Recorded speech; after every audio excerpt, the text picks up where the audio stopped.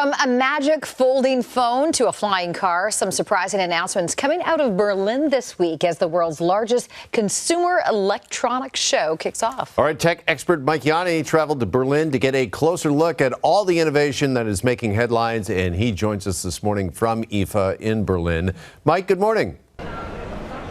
Well, good morning, or maybe I should say good afternoon here in Berlin. You know, IFA is very similar to the Consumer Electronics Show in Las Vegas. There's about 2,000 companies here showing off the latest and greatest in technology and giving us a sneak peek at things that haven't even come out yet. But this show is actually a little bit bigger than the Consumer Electronics Show, and that's for a main reason. The public is actually invited in to see things firsthand. You can actually buy a ticket and get in here, and I gotta tell you, the energy level here is pretty amazing.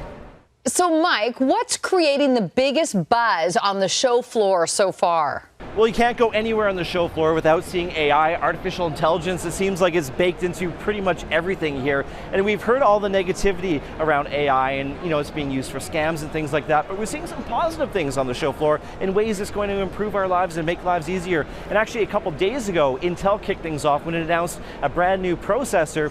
It was nicknamed Lunar Lake, and now we know it's called the Core Ultra Series 2. And the cool thing is, I mean, we could talk tech specs, and Jeff, Carolyn, and I know you guys like getting nerdy with me. We could talk P-cores, we can talk E-cores and hyper-threading, but what was interesting is that it has AI built into the chip right into your computer. So what does that mean? Okay, so we took this for a test drive and tried out some things. Let's say your child was going to school and they were writing a story and they needed an illustration next to it.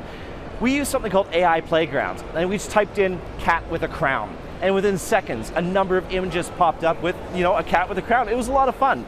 And the reason why it was so fast is because the AI is right on the computer. It's not reaching out into the cloud to a third-party service. It was almost instantaneous. And that also means it's more private. That means when you're typing in those search terms, it's not going in the cloud where, you know, people are gathering that information. It's stored right on your computer. So that was kind of neat.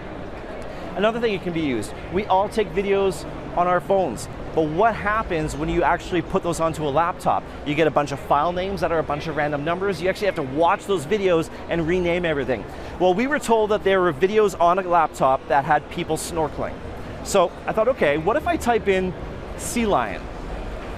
Not only did it bring up a video of people snorkeling, but it actually went to a spot where they encountered a sea lion. I had no idea the video was on the computer, but the AI was able to track it down and find it for me, so that was fun. And one more quick example for you. We went to a press conference by a company called Asus, and Asus is well known for their laptops in Canada, so they were showing off their laptops with Intel's new Core Ultra 2 series chip, and they said that they're using AI for business. So they have a program where actually if you were in a meeting, maybe you weren't paying attention, maybe you're kind of zoning out, AI will actually transcribe the entire meeting for you. It'll give you a summary that you can look at the end and send to somebody who maybe missed the meeting. It can also auto-translate live in 8 different languages, which is pretty interesting. And I was talking to some of my colleagues here on the show floor and some of the other analysts, and we all kind of agreed that 2024, we might look back on this year and say this is the year that computing on a laptop changed, because this is the year that AI was available to the masses. Now, Mike, you mentioned kind of the bad ways that AI is being used, and we've certainly talked about that here on TMS. Is there any conversation on ways to combat that there at IFA? Yeah, you know, we certainly have talked about deepfakes on the show before, and you know, when you're using the likeness of somebody to promote something, I think Taylor Swift was caught up with it with a fake contest online. So interesting that, you know, antivirus scanning companies, they are here and they're showing off new software using artificial intelligence, where in real time, if you're watching YouTube, it can actually detect whether the audio has been altered through AI or even the video has been altered with the AI. So I think that's going to be really useful and something that we're going to see popping up later, probably this year. Okay, and where else are we seeing AI being used outside of laptops? It's becoming a huge trend in home appliances, and I will say, home appliances here at IFA, one of the biggest draws. Everyone flocks to see the home appliances, to see what's going to be showing up in their laundry rooms and their kitchens. We saw an oven that it has a camera inside, and using AI, it can identify what food you're putting in, and then it'll know exactly how to cook it to perfection. And not only that, we're seeing appliances here on the show floor that you can talk to them. And I'm not saying give it commands. You can talk to it in everyday language and it'll understand. So you can talk to your washer and say, hey, I have a silk blouse and it has a ketchup stain on it, and it's going to know through artificial intelligence exactly what cycle to put it through so that stain's removed. And Mike, just before we let you go, can you address what everybody is talking about, which is the flying car? Have you seen it yet? Oh, the flying car. Yeah, you know what? We had a map. We have a map on our phone of this place, and it took us well over an hour to actually track down this flying car. And in the end, the car they had here was half the size of what's actually going to go to market, and it didn't move. It didn't fly.